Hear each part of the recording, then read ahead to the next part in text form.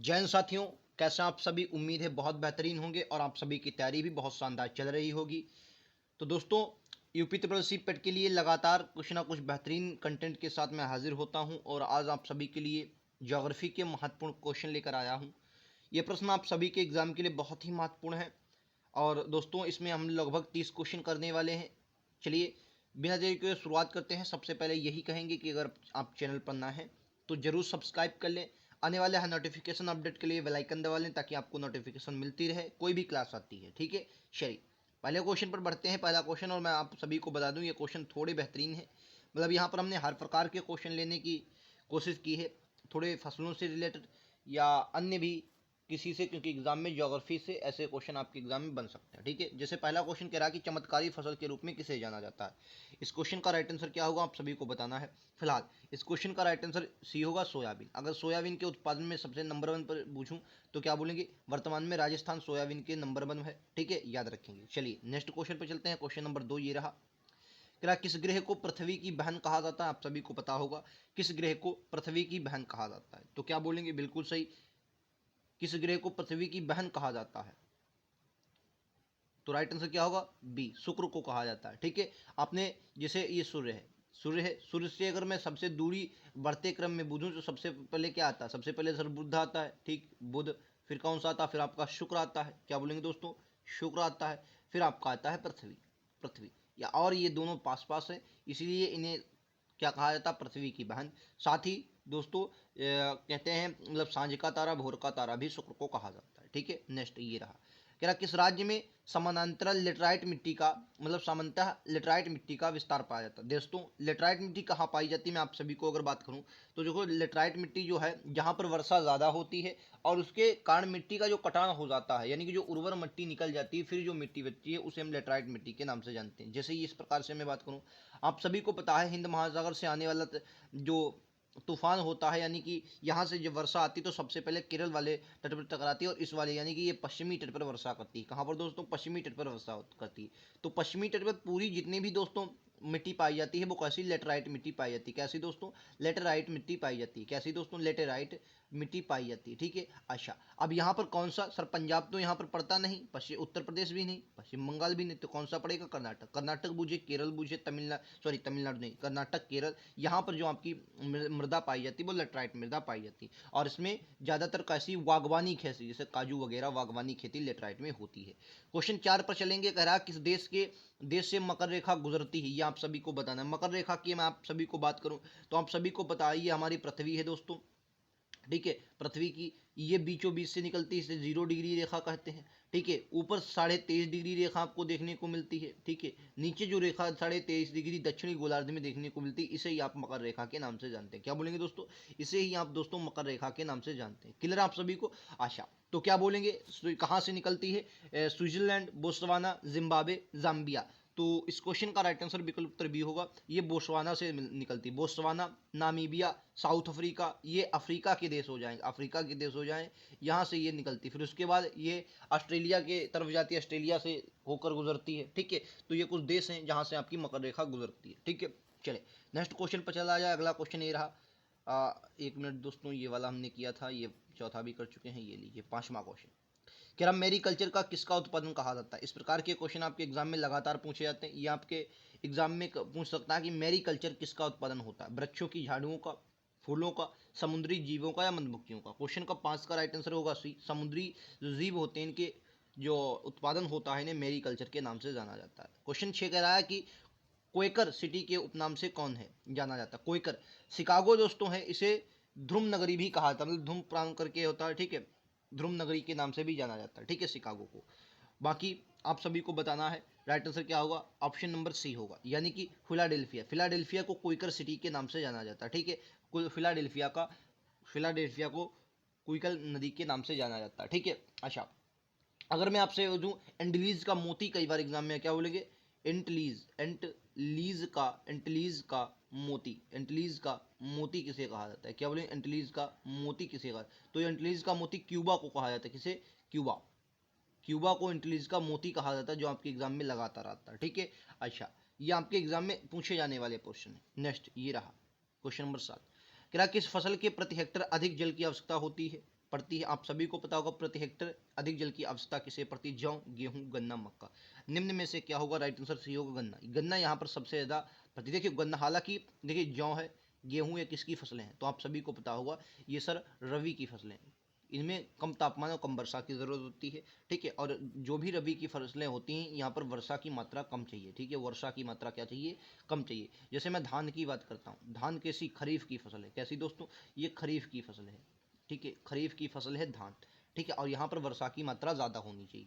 Question number 8 कह रहा है कि रबड़ का सर्वाधिक उत्पादन किस राज्य में करता है? वेरी इंपॉर्टेंट, ठीक है। फूल का उत्पादन कई बार आया, फूलों की खेती कौन सा राज्य करता है? बताना। फूल के उत्पादन में नंबर 1 पर कौन है? गेहूं के उत्पादन में आप सभी को उम्मीद है पता होगा कौन है, ठीक है। वर्तमान में चीनी के उत्पादन में कौन निकल गया है? आप सभी को बताना है। साथ ही दोस्तों सब्जी भी बता ही देनी है, ठीक है।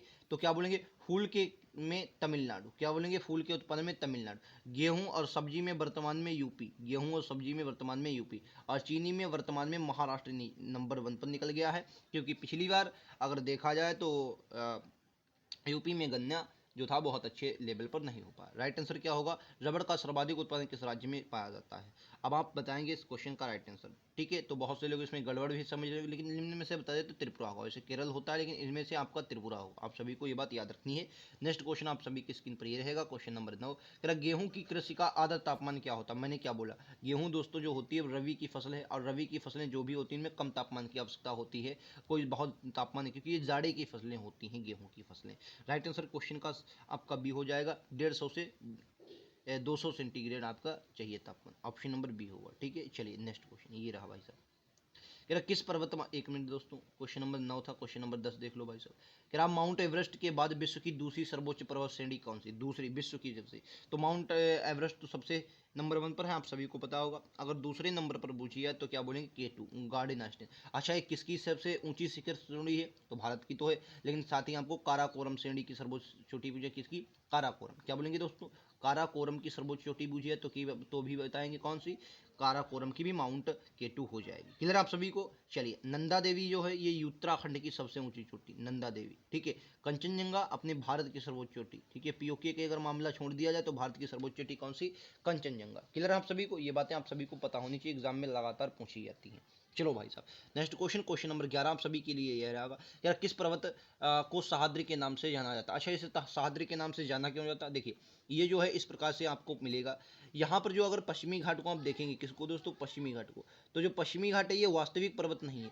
जैसे कोई भी पर्वत होता है वो इस तरीके का होता है, ठीक है। और इसका क्या हुआ, इस वाले का ए वाला भाग चला गया है, ये वाला भाग इधर वाला खत्म हो गया है, तो ये सिर्फ इस तरीके का बचा है।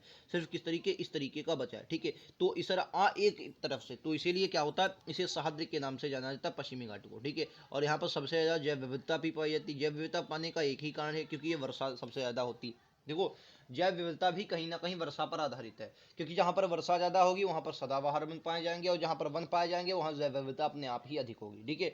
तो वर्षा पर बहुत कुछ, देखिए वनस्पतियाँ वगैरह है, मिट्टी भी वर्षा पर ही आधारित होती है, तो वर्षा पर बहुत कुछ आधारित हो जाए ज्योग्राफी की निगाह से, ठीक है। चलिए अगले क्वेश्चन पर चलते हैं। तेरा भारत में नमक की प्राप्ति मुख्य रूप से किस स्रोत से होती है?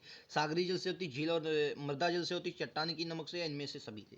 क्वेश्चन का right answer option number D होगा, इनमें से सभी। देखो सागरी जल से, झील और मृदा से भी निकलते हैं, और चट्टानी नमक की परतों से भी निकलता है, तो राइट आंसर डी होगा, ठीक है। नमक की प्राप्ति सबसे ज्यादा नमक कौन निकलता है? गुजरात। सबसे ज्यादा कौन सा? गुजरात, ठीक है। आप सभी को ये बात पता होनी चाहिए। नेक्स्ट पर चला जाए भाई साहब, ये रहा क्वेश्चन नंबर 13। क्या बोलेंगे? तेरा सर्वप्रथम इंडिया शब्द का प्रयोग भारत के लिए किस भाषा में किया गया था? क्वेश्चन नंबर 13 का राइट आंसर क्या होगा? उर्दू, फारसी, ग्रीक भाषा के लिए। किसके लिए? ग्रीक भाषा के लिए सर किया गया था इंडिया शब्द का सबसे बार प्रयोग, ठीक है। क्वेश्चन नंबर 14, क्या व्यापारिक रूप से मत्स्य पालन का व्यवसाय किस नाम से जाना जाता है? जो मत्स्य पालन होता है, मत्स्य पालन, उसका व्यवसाय किस नाम से जाना जाता है? तो इसे पिसी कल्चर कहते हैं। क्या बोलेंगे? पिसी कल्चर कहते हैं। राइट आंसर डी होगा, ठीक है। पिसी कल्चर के नाम से जाना जाता है, ठीक है। आप सभी को ये बात विटीकल्चर पता होगा, एपीकल्चर, सेरीकल्चर, तो सब नॉर्मल है, आप सभी को पता होना चाहिए। क्वेश्चन 15 पर चलेंगे। कह रहा मेरी कल्चर, ये तो हमें लगता है कर चुके हैं अपन लोग क्वेश्चन, मेरी कल्चर ही कर चुके हैं ना, मेरी कल्चर कर चुके हैं ना, समुद्र जीवों का अध्ययन कर चुके हैं भाई साहब। अगला कह रहा कौन सा कृत्रिम पोताश्रय, कृत्रिम पोताश्रय, पोताश्रय मतलब क्या होता है? बंदरगाह सर। कौन सा कृत्रिम पोताश्रय है? तो क्या बोले? कृत्रिम। कृत्रिम और प्राकृतिक क्या होते हैं? प्राकृतिक जो अपने आप बनते हैं, और कृत्रिम जो मानव द्वारा बनाए जाते हैं, ठीक है। आशा, तो क्या बोलेंगे? राइट आंसर विकल्प उत्तर डी होगा, चेन्नई। चेन्नई जो है कृत्रिम पोताश्रय मतलब कृत्रिम बंदरगाह है, राइट आंसर डी होगा, ठीक है। क्लियर आप सभी को? नेक्स्ट क्वेश्चन आप सभी की स्क्रीन पर दोस्तों ये रहा क्वेश्चन नंबर 17। निम्नलिखित में से कौन सा समुद्री राज्य भारतीय राज्य समुद्री उत्पादों का सबसे बड़ा निर्यातक है। आयात माने आना, निर्यात माने जाना, ठीक है। समुद्री उत्पादों का सबसे बड़ा निर्यातक है। क्वेश्चन नंबर 17 का राइट आंसर क्या होगा? केरल होगा। केरल आप सभी को पता होना चाहिए, ऑप्शन बी। ये रहा अगला question, question number 18। James Watt के रेल इंजन से लाभान्वित होने वाला कौन सा उद्योग था? देखिए आप सभी को पता होगा कि जेम्स वाट ने रेल इंजन की खोज की, लेकिन उससे कौन सा भाई उद्योग ज्यादा लाभ उसको मिला, ये आप सभी को बताना। सूती वस्त्र को, यातायात को, लोह को, जलयान को। बिल्कुल सही। क्या बोलेंगे? लोहे को। बहुत से लोग इसमें यातायात लगा रहे होंगे, भाई साहब लोहे को मिला है, लोहे को, ठीक है, ऑप्शन सी। ये रहा अगला क्वेश्चन नंबर 19। ऑक्टास नापनी का प्रयोग किसके मापन के लिए किया जाता? ऑक्टास मापनी जो ऑक्टास मापनी होती है, इसका प्रयोग किसके नापने के लिए किया जाता है? क्वेश्चन का 19 का राइट आंसर विकल्प उत्तर होगा सी, यानी कि मेघाच्छादन की मात्रा, जो मेघाच्छादन होता है, मेघा मतलब बादल के आच्छादन की मात्रा, ऑप्शन सी, ठीक है, राइट आंसर सी होगा। नेक्स्ट रहा ये आप सभी की स्क्रीन पर क्वेश्चन नंबर 20। नदियों द्वारा अपने किनारों पर प्राकृतिक रूप से बनाए गए बांधों को किस नाम से जाना जाता है? जो नदियां होती हैं, नदियों के प्राकृतिक मतलब अपने आप बन जाते हैं जो बांध, बनाए गए बांधों को किस नाम से जाना जाता है? अवरोध कहते हैं, लेवीय तटबंध कहते हैं, वैराज कहते हैं, या वेदिका कहते हैं? आप सभी को ये पता होगा, राइट आंसर क्या होगा क्वेश्चन नंबर 20 का? लेवीज या तटबंध होता है, लेवीज या तटबंध कहा जाता है, ठीक है, लेवीज या तटबंध कहा जाता है। क्लियर आप सभी को? बी क्वेश्चन का राइट आंसर है। नेक्स्ट आप सभी की स्क्रीन पर ये रहा क्वेश्चन का 21वां क्या होगा, आप सभी को बताना है। क्वेश्चन 21, तवा किसकी सहायक नदी है? बहुत बार एग्जाम में आई हुई है। तवा महानदी, गोदावरी, नर्मदा, ताप्ती। तो देखो महानदी, गोदावरी की सबसे अच्छा, भारत की सबसे लंबी नदी पूछे तो आप सभी को पता होगा गंगा, ठीक है। गंगा के बाद अगर मैं पूछूं तो क्या बोलेंगे? गोदावरी। क्या बोलेंगे दोस्तों? गोदावरी, ठीक है, गोदावरी, ठीक है। कितनी? ये सब लगभग 2525 है, और ये है आपकी 1465। कितनी? 1465। ये आपकी फिर इसके बाद कृष्णा आती है। कृष्णा, कृष्णा कितनी है? लगभग 1401।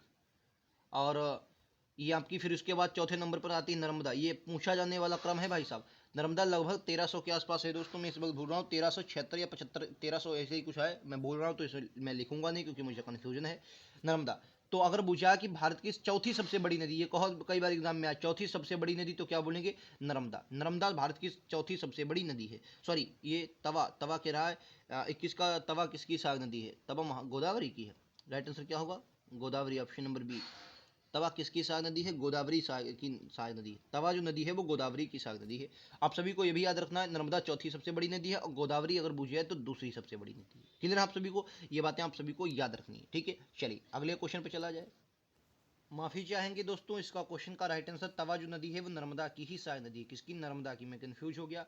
नर्मदा, देखो तवा जो नदी है ये नर्मदा की सबसे बड़ी, नर्मदा की क्या बोलेंगे?